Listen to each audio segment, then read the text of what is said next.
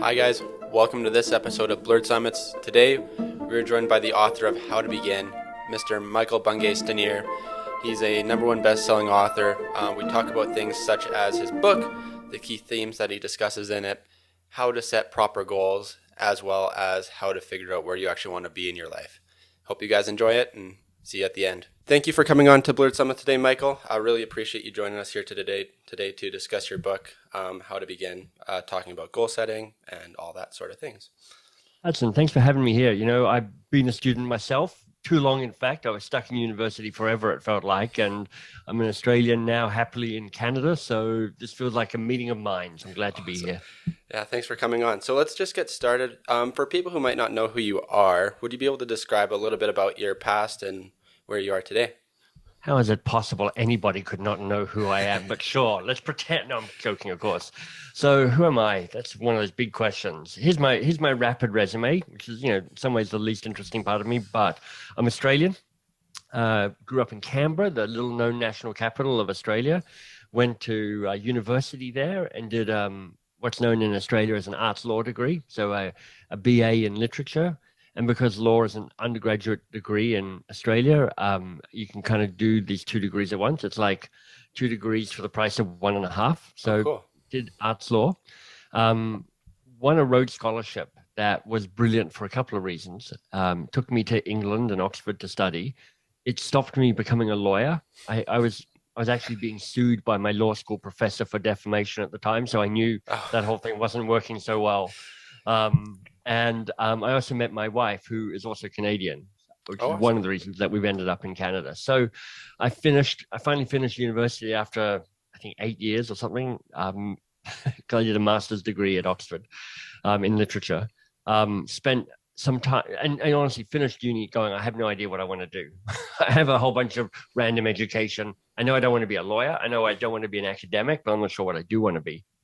So found my way into a job in the world of innovation and new product development.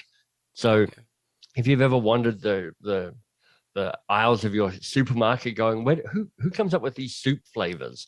That was my job for a while. Or who comes up with this new cake? That was my job. Oh, cool. Or who thinks about what the latest flavor of toothpaste was? As my job.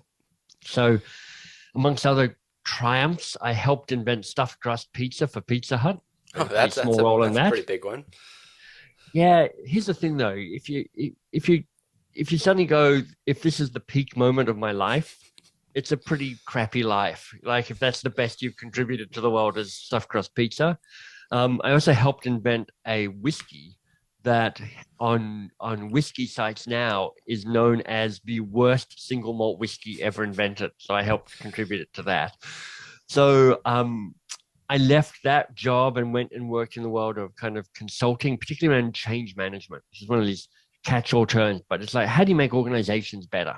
Okay. Because organizations have a way of sucking away your soul and your life and, making you unhappy rather than happy. So how do you help organizations have more impact in the world, but also grow their people and allow their people to be as the best that they can be? Okay.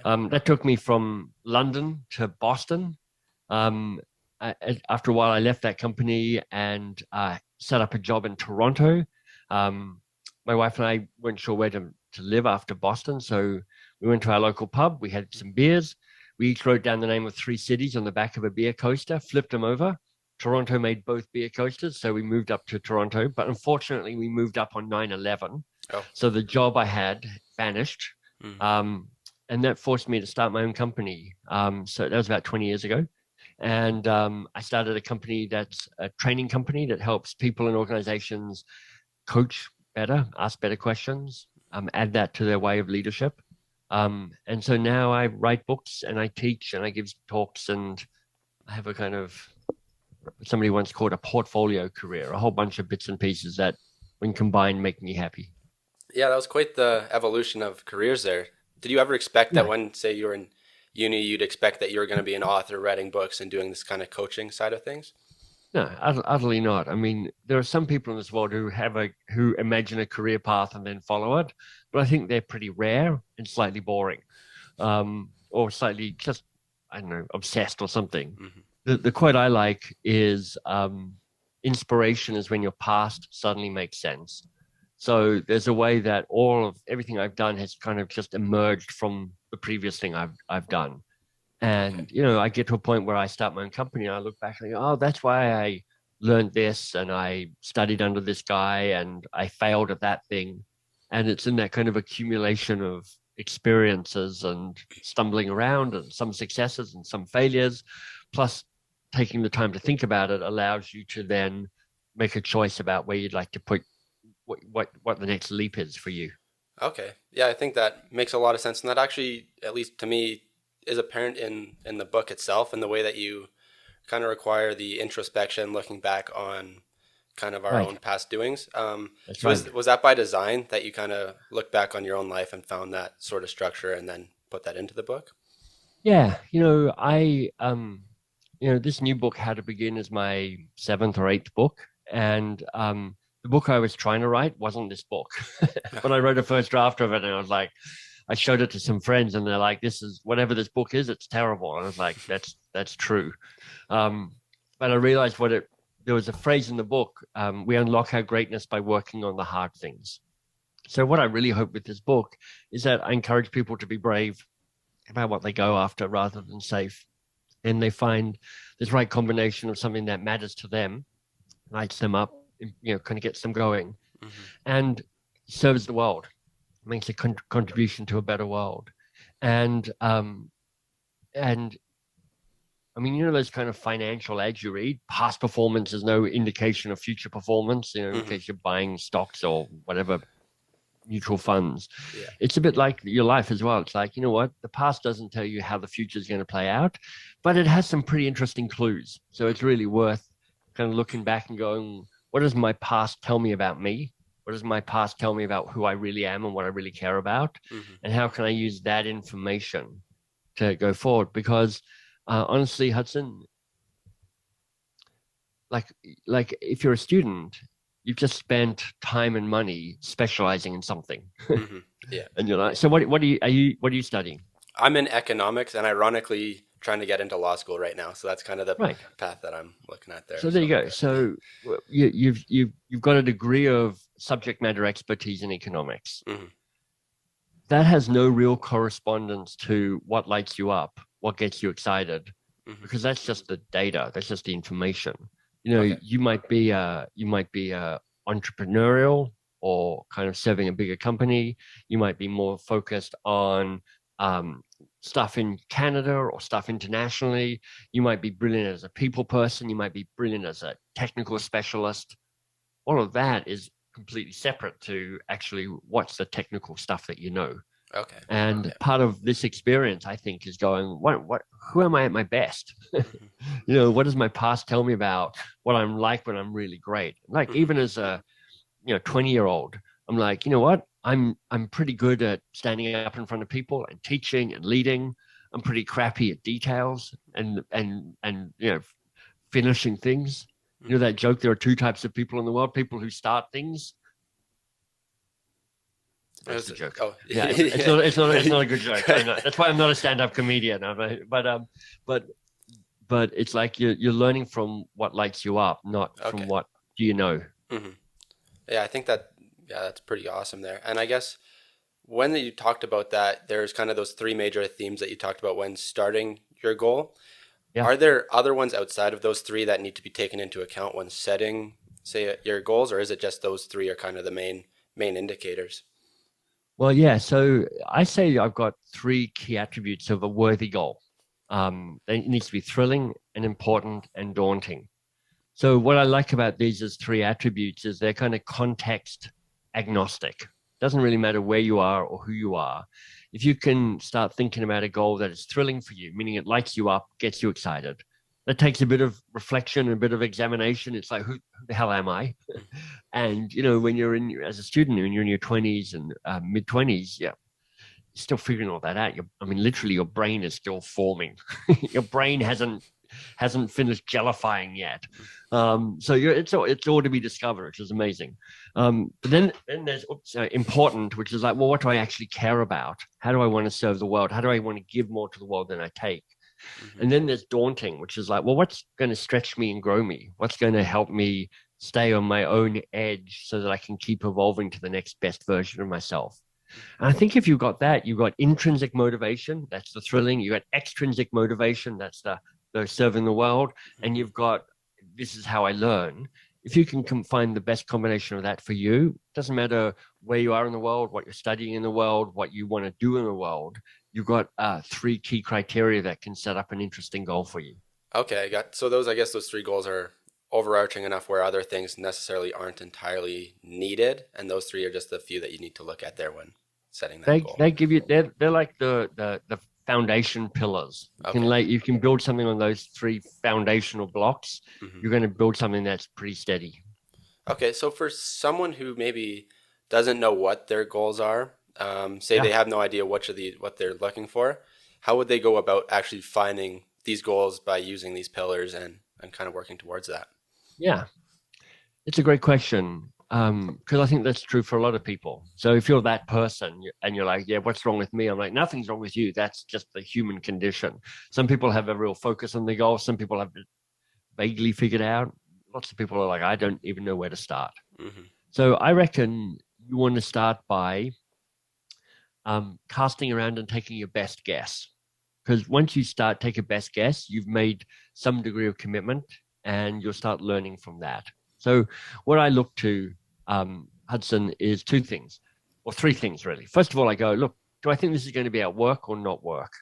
And as a student, that kind of blends a little bit, but it's like, for people into their careers, they're like, is this in my career sphere or is it in my life outside my career sphere? And that's helpful. You can have a goal in either of those places. Then you can talk about the scale at which you want to play. You might want to be going, look, I want to play in a more intimate, smaller scale. That can be a really worthy goal. You're like, I want to make my family better, or I want to make my team or my business unit better. Or you might be kind of like, I want to save the world. I want to start a billion-dollar company. I want to launch a movement around climate change. I want to do something else like that. So you think about scale, big or small, or somewhere in the middle. And then you have these three different kind of, doorways into the goal. Is this about doing the work, which is projects? Is this about the relationships I have, people? Or is this about me and my own growth patterns, the 3P model, projects, people, patterns? So it is easy and common enough to feel a bit overwhelmed by this whole idea of, well, who am I, what am I, and where do I want to be when I'm growing up? I mean, I'm 54. And I'm asking that question as well, just like I was when I was 27. When I was 27, I was like, okay, what the hell? I'm 27. I don't know what I want to do with my life. What's wrong with me? Now I'm 54, twice the age of that. And I'm like, what's the hell is wrong with me? I still don't know what to do with my life. But for me, you take your best guess, you commit to it, you go for it for a while, and then you'll end up somewhere interesting. And then you stop and you go, now what? Now where do I go to from here? Okay, so is it important then to be able to rework and kind of be mobile to kind of bumps and nudges you have when working towards that goal? Yeah, I mean, you got to keep kind of testing reality. So sometimes it feels like a goal. You're like, okay, I've set the goal a year in the future. I'm just going to grind my way towards that goal. And I tend to think of it in a kind of different metaphor. I'm like, you dance lightly towards the goal. And the way I work, and that's kind of, there's some research backing this up in terms of a helpful way of doing it. It's just like, do it in short sprints. So you're like, okay, there's the goal over there. Here's what I reckon I can achieve in the next 6 weeks. All right. So you kind of work and you're like, I'm going to bust a gut on that. I'm going to be focused on that. I'm not going to deviate from that for 6 weeks. But after you do a 6-week sprint, you stop and you look around and you go, okay, now where am I? And now where am I relative to my goal? And now what have I learned and what's changed? What's the next sprint going to be? So for me, having an overall goal, great, but then you're like working in small bursts to kind of build that up. Okay, that's actually quite profound, because me and my friends, we actually always go with this saying where it's long-term consistency over short-term intensity. But the way you're saying it is, if you have that short-term intensity but can do it consistently, you can still get to that end goal there the same way. Yeah. Well, so the nice thing about long-term consistency is that is generally a great axiom for a successful life, which is like, your life is made up of what you do regularly every day, not what you do occasionally in a kind of flurry of excitement. And then I need to take 3 months off to lie down because I'm exhausted. Hmm. Yeah. So I think there's this consistency around going, this is the hard goal that I've set myself. How do I make small progress on that every day? Mhm. But it does require you to stop every now and then and go, all right, where am I? Is this Yeah. still the thing to be working on? Is this still the goal? What's my next mini goal within that bigger picture? Okay. And kind of navigating that way, just like you would if you're hiking somewhere. You're hiking through the Badlands of Alberta. You don't just go, look, there's my destination on the horizon. I'm just going to go in a straight line to that, regardless of what shows up in front of me. You're like, okay, how do I make it to the next place? And then how do we re-navigate and we get over the crevasse? And then how do we get over the hill or whatever it might be? No, yeah, I think that's a really good analogy for that. Like being able to look at it like a hike is something that, I mean, I maybe struggle with, as I tend to try to get locked onto that goal and drive towards it, but being able to adjust and kind of take that time to think will really help me at least go towards what truly is right, since I'm always evolving. So can't remember who said this, but I like it as a metaphor. Somebody said it's like hold your goal like you would hold a live baby bird. Can't hold it too tightly or you just crush the thing. Mhm. Can't hold it too loosely or else it flies away. You've got to hold it in a way that is safe and containing, but also allows a bit of flexibility and movement. Mhm. So I guess I've never actually held a small baby bird, so I don't know if that's But yeah, true or not, but I like the theory. sounds about right there. So I Yeah. guess when you're people setting goals, I know lots of people tend to be different. I tend to set objective goals where black or white, I did it or I didn't. Yeah. Would you say setting objective or subjective goals is kind of the better way to move forward, or does it kind of depend on the situation? Yeah, I think it kind of depends on the situation. I do think there's a way that making it have some degree of measurability to it just as helpful because it just tells you if you're getting closer or not.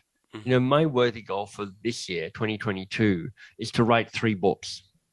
So that's pretty black white. I'm either going to write 3 books or I'm not going to write 3 books. Yeah. My previous goal to that was launch How to Begin and get that out into the world in a certain way. So that was also really clear, measurable goal around that. Mhm. So I think it's really helpful to do that. But there's another form of goal setting called OKRs. Have you come across OKRs? I haven't, no. Yeah. So it's kind of it's really big in Silicon Valley. Okay. There's a guy called John Doerr, Doerr. He wrote a book called Measure What Matters. And he kind of comes up with this idea of OKR. So objective and key results. Mhm. You set the big thing and then you set the kind of key results. And whilst it's interesting, sometimes people get a little overly tangled up in the metrics. Mhm. And sometimes what you measure can become the thing you obsess about, even if it's not actually connected as close as you thought to the goal. Okay. So a key thing for me is like, if you decide to set, the other jargon is KPIs, key performance indicators. Mhm. You got to be really careful about what you choose to measure, or else the tail ends up wagging the dog in terms of what you're measuring. Yeah. Yeah, I guess that is, again, I'm a big numbers guy clearly with economics, so that is something that I Yeah. kind of fault in. But yeah, I think that's a really good way to do it, is not really obsess over the numbers as much, but they're still crucial in at least acknowledging where you are down that path. Well, it's like if I measure, if this is why is this the key metric? Is this really the thing that matters? And if I get too kind of entangled in measuring it, what's the unintended consequence around that? And that's the sort of thing to sit down and wrestle with. But it does come down to your original point, which is, look, it is good to have a tangible goal. Like if your goal was just to be a nice dude, it's like, I don't know, am I there? Am I not there? Yeah. It's hard to say. But if you're like, I'm trying to, I mean, how are you willing to share one of your goals at the moment? I guess one of my goals right now is get into law school and then be in the top 10% of my class, which is tangible, since that's kind of, and Yeah. originally it was do quite well and excel in law school, but then for me that wasn't, what does that mean? What does excel mean? So then I put that metric on it, and have something to aim for. And let me check around that, because that feels like a really helpful, tangible way of framing it. What's thrilling for you around being in the top 10% of your class at law school? For doing that, it allows me to have a greater opportunity for more exciting career path after law school. It kind of opens up career opportunities for me by being in the top 10%. Yeah. I feel like that connects to important. This is why it's important to be in the top 10%. This is why it serves the bigger game. You're not just trying to be in the top 10%. You're trying to set yourself up for a career as a lawyer, potentially. Yeah. Is there something thrilling about lighting you up that would get you into the top 10%? I mean, for me, I guess, again, I'm also a really competitive guy since playing sports and stuff. So me wanting to being exciting in that challenge, being with the best of the best, competing with them, trying to do better than them, for at least me, is part of that. So to kind of measure yourself against the best, the elite, exactly, kind of lights you up, and you're like, so that's the thrilling side. Important is it sets you up for the career. Yeah. Does this feel daunting though? Does this feel like it's going to be a stretch being in the top 10%? I think for me, it is daunting. I could say I'll be average in the class, get by, and do okay in my life. But being in that 10% is daunting, is a challenge, forces me to really work hard and grind towards that goal there. Yeah. And then it's interesting to go, and so that feels like a worthy goal, thrilling, important, and daunting. It's going to take you some time. It's going to take you some sustainability. But my guess is that once you get into law school, you're going to have to then calibrate. What does that mean? Am I trying to be in the top 10% of all my subjects? Yeah. Or is it kind of the top 10% of the law meets finance subjects, if that's the thing that you're interested in? Or is it law meets social justice subjects, if that's the thing you want to specialize in? You know, are you going to have to assassinate 5 kids in your class because they're clearly the people who are taking you out of the top 10? I mean, it's like suddenly there's a whole bunch of different ways of thinking about, well, what does it mean for me to hit that goal? Okay. And that's where things start getting interesting. Yeah. So I guess it's once you start actually getting further into it, then you can refine it and refine it to those prime moments like that one. So when I was at law school, I kind of arrived going probably something similar. I'd like to be in the top 10% of my law class. After about 45 minutes, I went, oh my God, this was a terrible decision trying to get a law degree because I am not set up to do this. So then my goal became survive law school and try and do really well in my other degree, which is around literature, which is much more kind of thrilling and important for me. I had a goal to be a Rhode Scholar. And so it was like, and manage my law performance so it didn't get in the way of trying to become a Rhode Scholar as well. So that meant I had to do a bunch of other things to make up for the fact that I kind of sucked studying as a student in law school.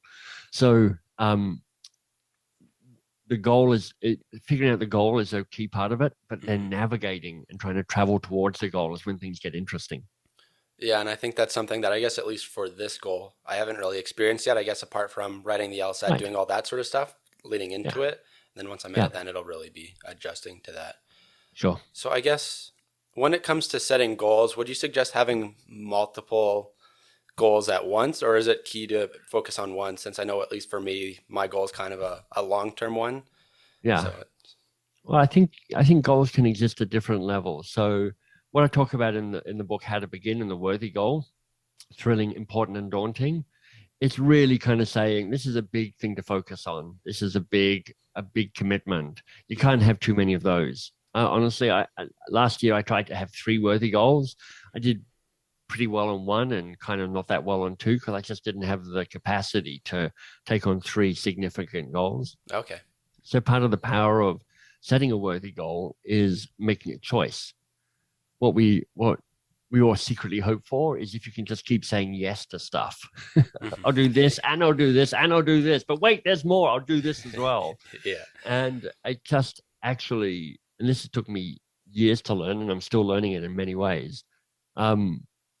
There's something incredibly powerful about choice, and understanding that choice at its best is if I'm saying yes to this, what do I need to say no to? And also understanding that every choice brings with it kind of a little guilt and a little anxiety. So when you make a choice, when you say, I'm going to commit to this as a big goal, you've got anxiety, which is like, is this the right goal? What if I'm choosing the wrong goal? and you've got guilt around the other choices that you're leaving behind. You're like, I'm actually going to say no to that so I can say yes to this bigger thing. Yeah. Now, of course, you can have smaller goals, which are like, I want to exercise daily, or I want to eat healthily, or I want to be present in my relationship with my boyfriend or girlfriend or whoever.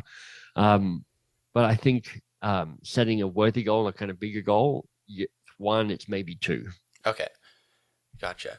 So I guess when it comes to these worthy goals, I know in your book you mentioned it, when you're setting your goals, you need to have people that come along with you to help that. Yeah. Why is it necessarily important to not travel alone when you're kind of working towards these worthy goals? Yeah, great question. The first thing to acknowledge is I think there's a lot of the way that kind of the world sets you up to go, you're a ruggedly fierce, independent person. Sort all this stuff out by yourself. And it just becomes increasingly hard to do that the longer you're around in the world, because the world is complex and it's messy and it's hard. And we have a certain amount of capacity, but we don't have all we need to achieve the ambitions that we might hold in the world. Okay. So I come by this trying to figure this out for myself, because I've got a certain amount of independent driven, solo achievement thing as part of who I am.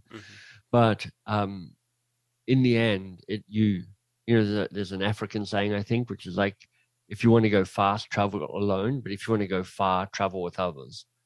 And you want to go far. It's the longer term game that you're playing here, not a quick sprint to somewhere nearby.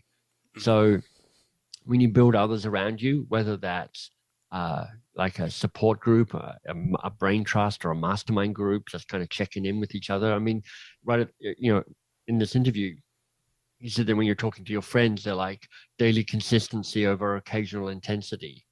So, you could look at those friends and kind of go, these are my people at the moment. And in this group, I've got people who will challenge me, who will support me, who will provoke me, who will push me harder, who will be a safe space for me to kind of feel okay and confused and messy and unsure of myself and unsure of life in.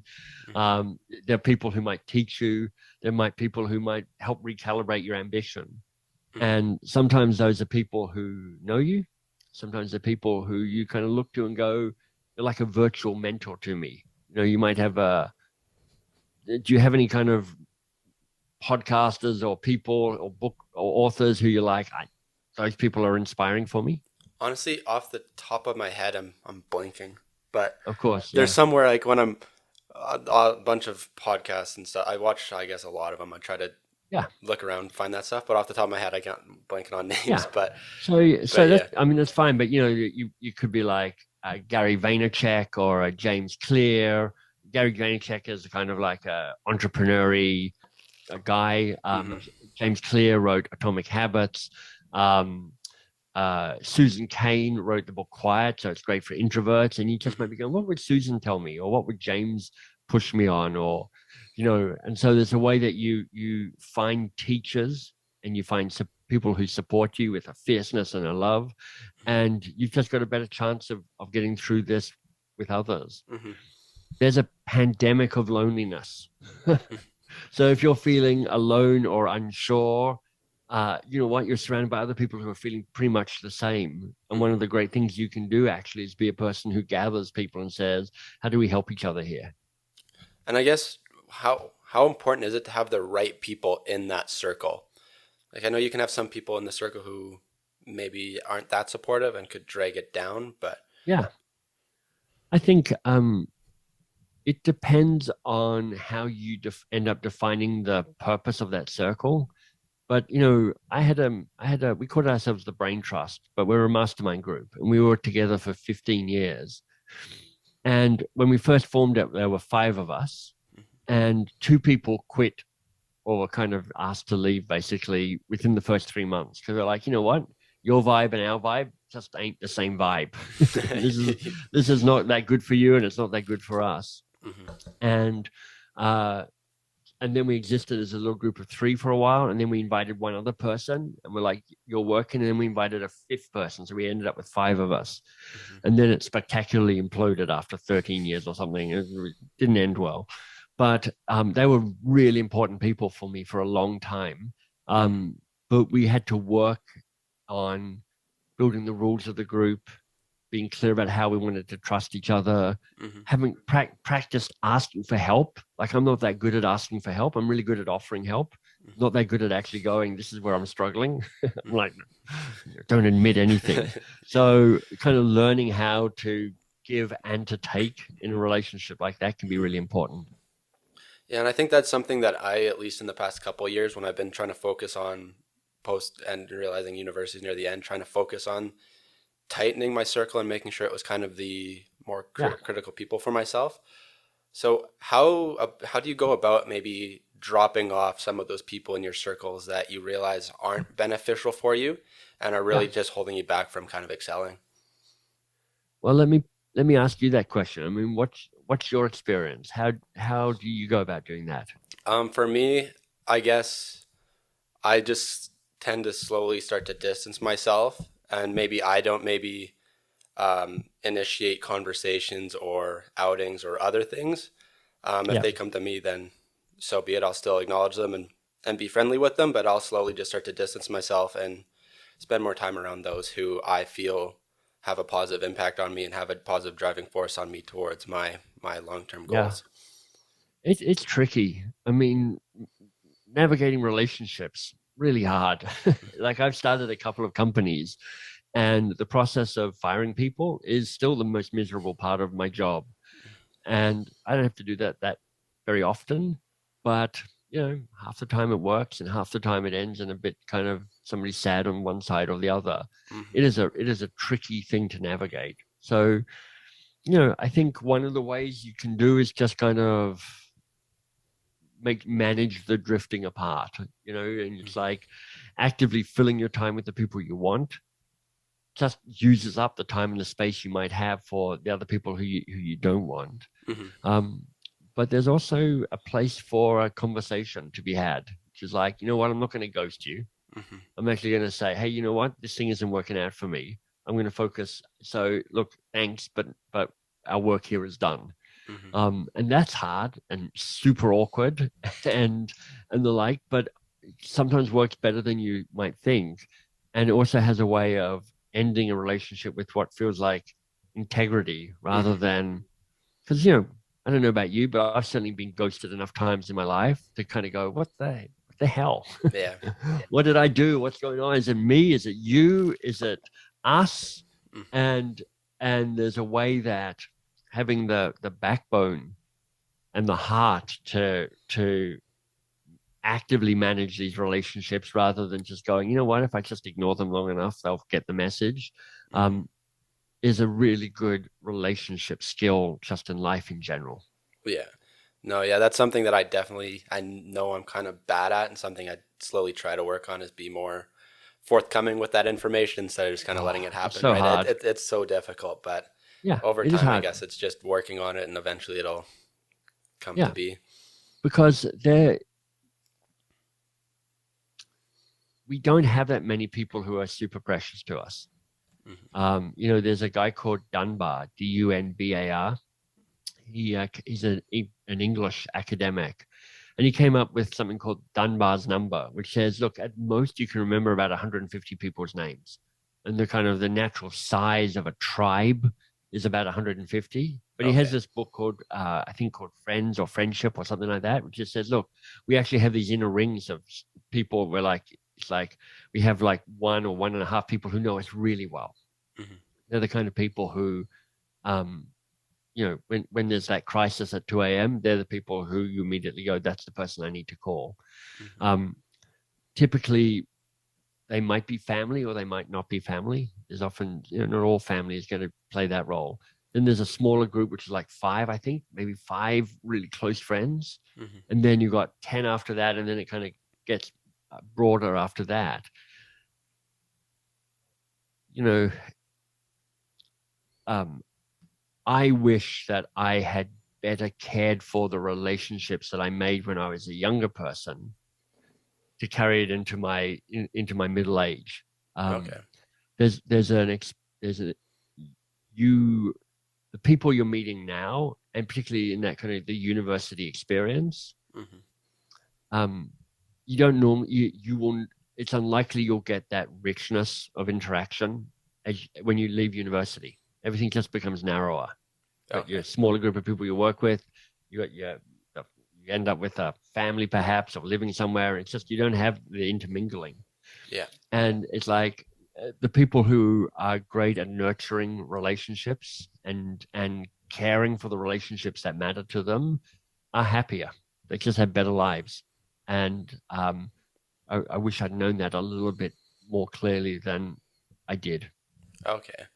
Yeah, no, that definitely I think makes sense, and something that I don't know if many people even ever, let alone in university, can eventually come to that knowledge, but it's just about interpreting it and finally understanding who you need and managing the right relationships there. Yeah. I've got a friend called Phil, who lives in Australia. I live in Canada now, but he's the hub of me and a bunch of people, and he gathers us. Mm-hmm. And Phil is a key part of my life because he's the guy who gets me and Diggory and Andrew and Kate and Paula together occasionally, so we hang out together. And otherwise we'd be 55-year-olds all drifting along in our own little worlds. Mm-hmm. Yeah, I guess it's having those keys rocks in your relationships that are always going to be around. Yeah. I really appreciate all the input today. We'll end off with one final question. We asked this to kind of all of our guests. So now imagine you're kind of on this hike up this mountain towards your summit. You'll bring along kind of a backpack, a shovel, the right hiking shoes. Imagine why am I bringing a shovel? I mean, maybe you'll have to make some stairs. You never know what you're going to come along on this journey. Okay. I've got a shovel. All right. Not what I normally pack on a hike, but fine. We'll go. Who knows? A long-term hike, you're going to have to be making a shelter. Now, imagine that this journey is your life. What sort of tools would be must-brings for you on this hike to the top of your own personal summit? Well, I would say it depends which summit I'm climbing. There's a book by a guy called, I think, Arthur Brooks, called The Second Mountain. And he says this: look, most of us climb a first mountain, and it's often kind of career-based. And it's about trying to get status and money and authority and all of that sort of stuff that you're hungry for when you're trying to build a career. Mm-hmm. But if you're lucky, you get to the age of kind of in midlife, like where I am at the moment in my 50s, and you're like, I've kind of done that. And I want to climb a second mountain, which is about legacy. It's more about relationship. It's more about impact in the world.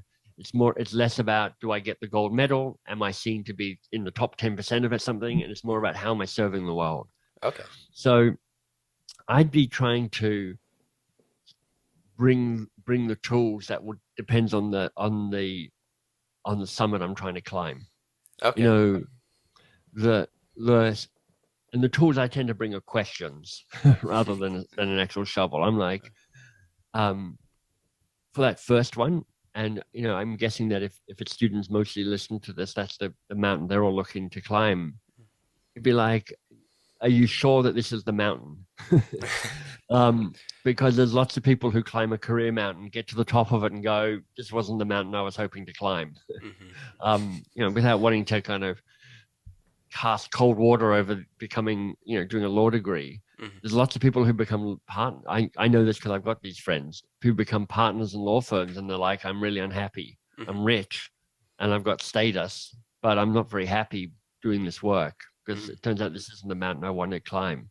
So I think when you're in your 20s, the job is not to be climbing a mountain. It's to be checking out the foothills of a range of different mountains and going, is this the mountain, or is this the mountain, or is this the mountain? Because when you're in your 20s, you have great capacity for risk. Mm-hmm. You just don't have that much to lose. Yeah.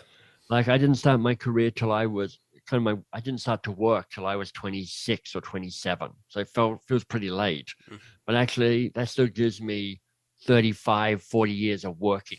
That's plenty. Yeah. So I'm like, if you're climbing the second mountain, the question is, who am I looking to serve? What am I ambitious for the world? Mm-hmm. If you're climbing the first mountain, you're looking at the foothills and go, what am I really ambitious for? What does success really mean to me? Mm-hmm. That's how I think about it. No, I think that's a really, really amazing take there, because it is tough to merge everything together, work, school, and your own personal life. They all are so different. It's not like you can use the same tools 100% of the time. Well, Michael, thank you so much for coming on today. I really appreciate all your input. My pleasure. Your book was amazing for at least me to read, and hopefully more people will be able to read it. I guess for those who haven't read it, where would you suggest them finding the book, or most accessible place for them? Yeah, look, you can find the book where you buy books, wherever that happens to be. If you want more about the book online, howtobegin.com is a place for that. And there are some resources you can get at howtobegin.com. If you want a kind of more general thing, my website is MBS.works, which is an unusual URL, but MBS.works. And there's actually a course there called The Year of Living Brilliantly. It's like 52 different teachers, one short video per week. And if you're looking to kind of expand how you see the world, how you see yourself, then that's a pretty good free course to take as well. Yeah, awesome. Everyone, please go check that out. I think we'll be looking into that, at least that 52 weeks program there ourselves here, and figuring that stuff out. Thanks for watching today's episode of Blurred Summits. Please make sure to check out Michael Bungay Stanier on all of his social media platforms that he just previously said. Down link in the description for more information on that. Please make sure to check us out on all of our social media platforms. We're getting back and posting more content on those for you guys there. And if you enjoyed this, please make sure to leave a like, comment, subscribe, and check us out on all of our other streaming platforms where you can find video and the audio formats.